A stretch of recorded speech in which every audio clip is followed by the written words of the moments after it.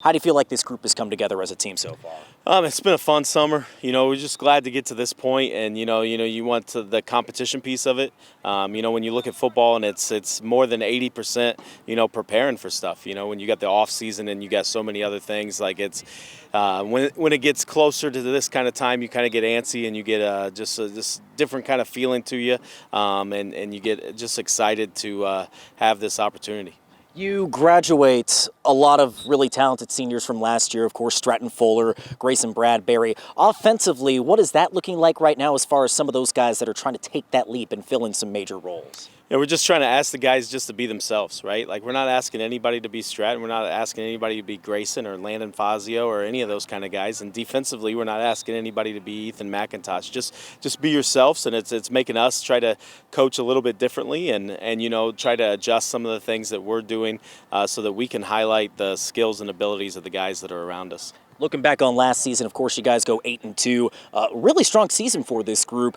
Just knowing some of the guys that are trying to step up into bigger roles, how do you take that next step as a team and try to really go after that NE8 title this season? Yeah, just you want to build off that success, but at the same time, you want them to realize that they're writing their own chapter. So we're writing our own chapter in the Columbia City football history book, and we want it to be something that's totally different than last year. Not to say that last year wasn't a success or anything like that, but we want to build on that, and we want it to be defined how this team wants to define it, and just continue to work hard and just.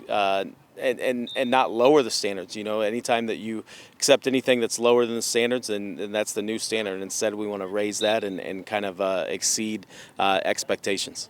You talk about wanting guys to play to their strengths and not necessarily having to be a guy like Stratton Fuller or some of the other graduates. Who are some faces that you feel like have taken that next step and are primed for a breakout year?